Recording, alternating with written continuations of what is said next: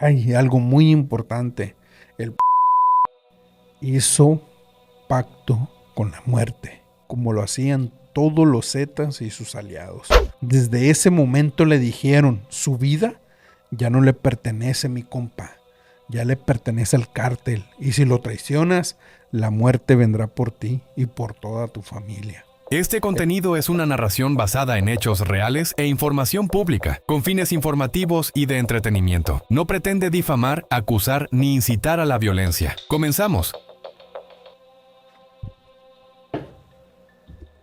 Bienvenidos a otro video, navegando por internet, por una página medio oscura, medio rara. Me encontré con esta historia que quiero que escuches. Todo empezó por allá en el municipio de Jutepec, en Morelos.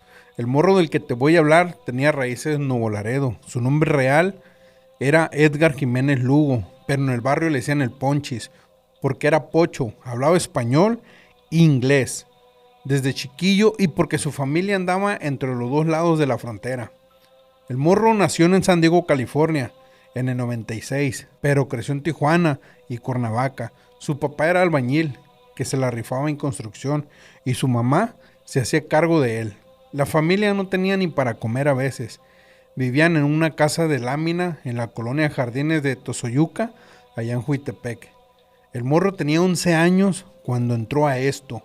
11 años. Imagínate, un chamaco que debería estar en la primaria jugando fútbol o viendo caricaturas y ya andaba metido en el jale. La cosa es que el morro creció en un barrio donde los del cártel del Pacífico ya tenían control. Los Beltrán se habían fragmentado del cártel de Sinaloa y andaban buscando soldados donde fuera. El morro empezó con las frecuencias, nomás avisando quién entraba y quién salía del barrio. Pero el morro era listo, muy listo para su edad. No le temblaba la mano y eso lo notaron rápido. Así que se lo recomendaron al jefe Rafilla y lo mandó a reclutar. El jefe tenía fama de ser de los que disfrutaban el trabajo sucio y vio en el morro algo que no veía en los demás, una frialdad que no correspondía a su edad. El morro había tenido una vida bien difícil a su edad, que ya no le movía nada y ver sangre ya para él era algo muy normal. Su papá lo abandonó cuando era más morrito y su mamá empezó a trabajar.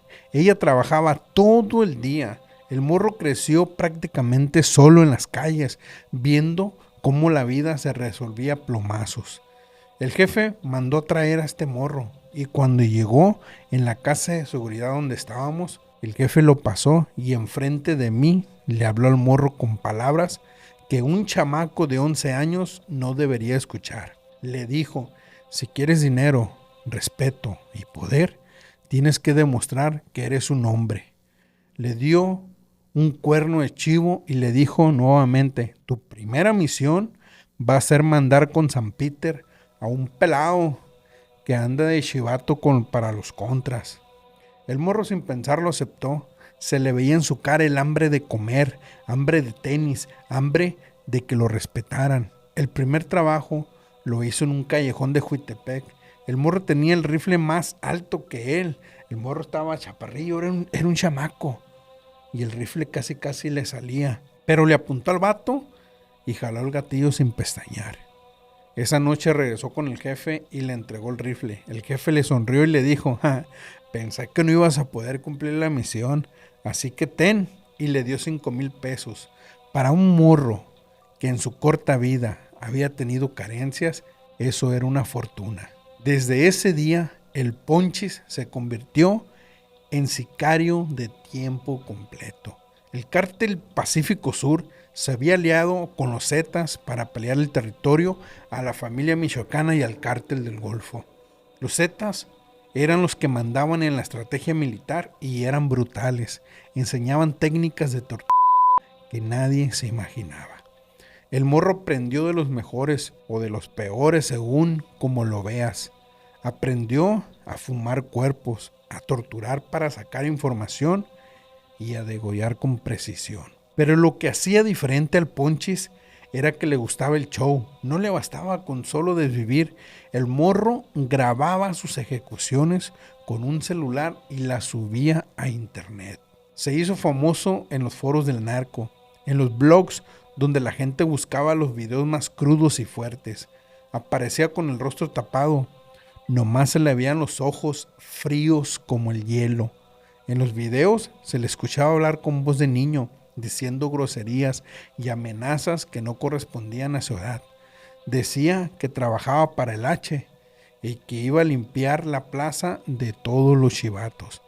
El morro tenía 13 años cuando ya había desvivido a más de 20 personas, 20 almas, y ni siquiera había cumplido los 14. Torturaba a sus víctimas antes de desvivirlas, les cortaba los dedos, les sacaba los ojos, después los degollaba y dejaba los cuerpos en la cuneta de la carretera federal Cuernavaca, Acapulco, con mensajes para los contras. Se volvió el más buscado del estado de Morelos y uno de los más buscados de todo México. Pero el morro no andaba solo, tenía una pandilla de chamacos como él, todos menores de edad, que le hacían la segunda, todos reclutados de la calle, todos con historias similares, papás ausentes, pobreza extrema, hambre, de todo. El jefe los tenía bien controlados, les daba lo que era alcohol, armas, mujeres, y les lavaba el cerebro diciéndoles que eran soldados de una causa, que estaban limpiando México de la escoria. El Ponchis vivía en una casa de seguridad en Jutepec con su hermana mayor, que también andaba metida en el narco. La morra tenía 16 años y ya era novia de un pesadillo. Vivían entre lujos que antes no podían ni soñar. Tenis nuevos, ropa de marca, celulares de último modelo, motos deportivas. El morro se creía intocable, creía que la Santa Muerte lo protegía. Algo muy importante. El Ponchis hizo pacto con la muerte, como lo hacían todos los Zetas y sus aliados. Los Zetas tenían una devoción especial por la muerte, esa figura esquelética que representa a la muerte misma. Ellos decían que los protegían sus operaciones, que les daba el valor para enfrentar el peligro y que los hacía inmunes a las balas. El morro tenía un altar en su cuarto con velas rojas y negras, con ofrendas de cerveza, tabaco, polvo y billetes de lotería. Le rezaba todos los martes, que es el día que se le debería de rezar. Y antes de cada ejecución le pedía permiso y protección. Le prometió que si lo cuidaba, él le ofrecería mucha sangre. Y cumplió. Cada vez que mataba, dejaba una ofrenda en el altar. Era un ciclo de muerte y devoción que lo consumía por dentro. Los rituales de iniciación de los Zetas eran brutales. Para ser parte del grupo, tenías que demostrar que no tenías límites y hacías con el enemigo hasta lo imaginable. Decían que eso te daba el poder de la persona que estabas desviviendo, que absorbía su fuerza. El morro lo hizo sin vomitar, sin llorar, como si estuviera pelando una naranja. Lo que te voy a contar es algo que escuché. No me creas si no quieres, pero que tu audiencia comente si es verdad o no. Pero se dice que también le hicieron un ritual de sangre. Le cortaron el brazo con una navaja y mezclaron su sangre con la de otros miembros del cartel, bebiendo de una copa mientras rezaban a la muerte. Desde ese momento le dijeron, su vida ya no le pertenece, mi compa, ya le pertenece al cártel, y si lo traicionas, la muerte vendrá por ti y por toda tu familia. El morro creyó en eso, dejó de ver a sus amigos de la infancia, dejó de ser niño. Su vida era desvivir, torturar, grabar y subir los videos a internet, recibir órdenes y ejecutar. Dormía con un cuerno de chivo al lado de la cama y despertaba pensando en quién iba a desvivir ese día. Los guachos lo tenían en la mira desde meses atrás. Se dice que los de la inteligencia militar ya lo habían identificado y ubicado al morro gracias a los videos que subía a internet. Analizaban su voz, su estatura, la forma en que se movía. Sabían que era un menor de edad pero no podían creer que un chamaco fuera capaz de tanta brutalidad. Pensaban que era un montaje, que detrás del personaje había un adulto, pero no. El Ponchis era real y era peligroso. Tenía entrenamiento aprendido de la escuela de los Zetas, que ya sabes que ellos habían sido exmilitares. Aprendió a usar armas largas y cortas. Era un soldado de 12 años, 13, 14, creciendo en el jale, perdiendo su humanidad día a día.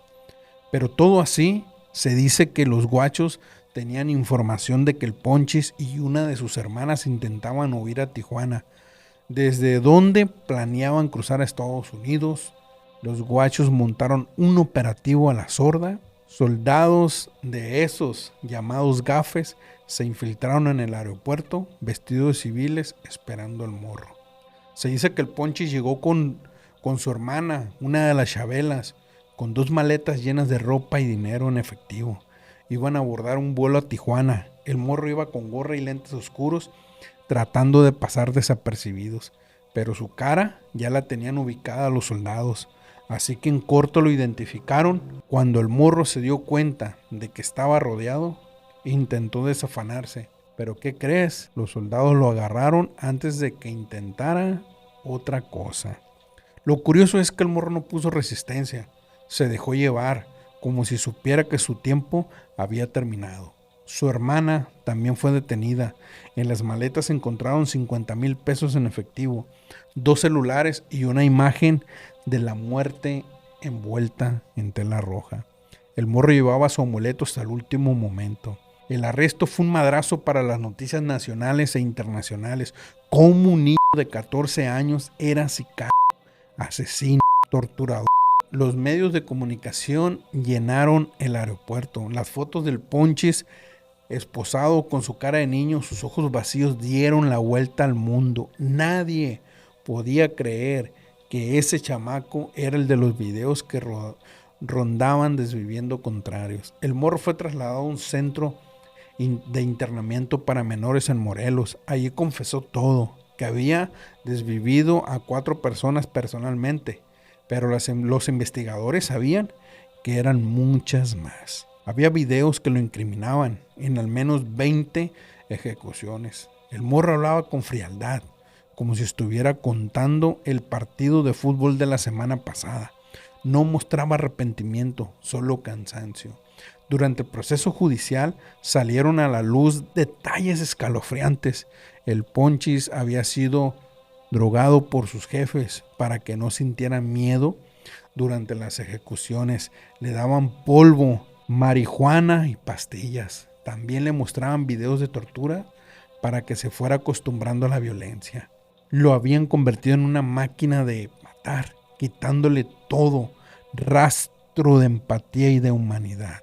El morro fue sentenciado a 3 años de internamiento, el máximo permitido para un menor de edad en México.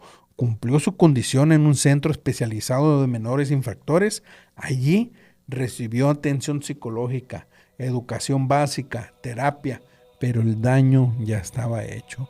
Un psicólogo que lo trató dijo que el morro tenía los ojos de alguien que había visto, sí, de alguien que había visto el infierno y ya no temía a nada.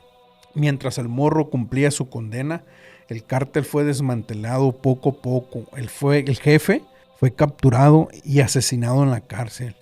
El mero patrón murió en un enfrentamiento con la Marina. La última letra se fragmentó.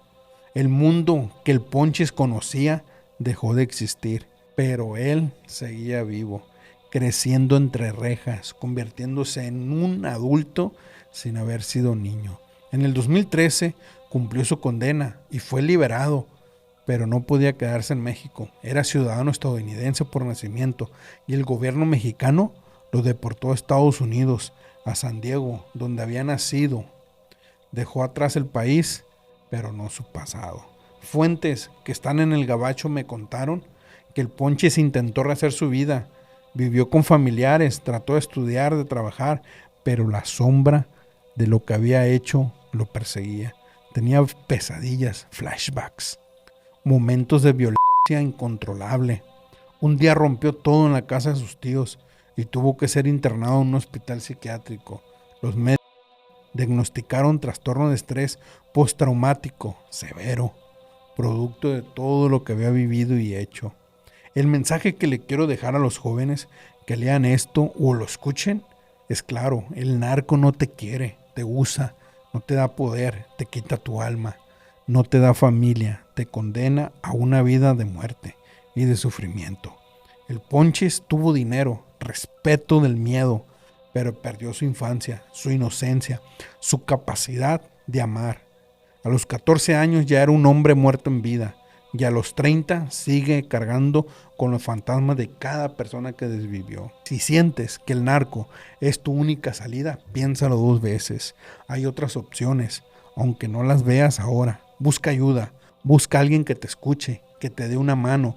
No caigas en la trampa del dinero fácil, porque ese dinero está manchado con sangre y tarde o temprano esa sangre te alcanza. El Ponches pudo haber sido un doctor, un ingeniero, un artista. Tenía inteligencia, carisma y coraje, pero todo eso lo usó para destruir, porque nadie le enseñó a construir. No dejes que te pase lo mismo. Tu vida vale mucho y no merece terminar en una cuneta o en una celda. La muerte no protege a nadie. Al final, todo lo que le rezan terminan igual, muertos o presos. El único poder real está en elegir el bien, aunque sea más difícil, aunque no pague tanto de inmediato. Ese poder nadie te lo puede quitar, ni con torturas, ni con balas, ni con miedo. Cuídate y cuídate de los morros que ves en la calle, porque cualquiera de ellos puede ser el próximo Ponchis. Si no hacemos algo, la violencia se reproduce si no la detenemos. Cada niño salvado del narco es una victoria contra el olvido, contra la indiferencia, contra la muerte. Madre, güey. Fíjense, esto me lo encontré yo ahí en internet, se me hizo muy interesante platicarle, ¿no? Esto habla sobre la vida de este niño sicario, por así decirlo, ¿no? Yo todavía no había entrado al ejército cuando me tocó ver a personal de las fuerzas especiales escoltando a un niño. Fue una noticia muy sonada, impactante, donde ver una persona que tiene o que prácticamente no tiene corazón, ¿no? Que a una corta edad su mente, su corazón, sus ojos están fríos a esa edad, güey. O sea, cómo era utilizado para desvivir a contras. ¿Qué tiene que pasar una persona a temprana edad para poder llegar a hacer este tipo de cosas? Si te gustan los relatos, si te gustan las historias, sígueme. Hay otra cosa que quiero aclarar. Todos los videos son relatos de historias. No hacemos apología del delito. No apoyamos a ninguna organización ni nada. Simplemente es para que tú lo escuches. Sin nada más que decir, sígueme, dale like y comparte. Nos vemos. Bye.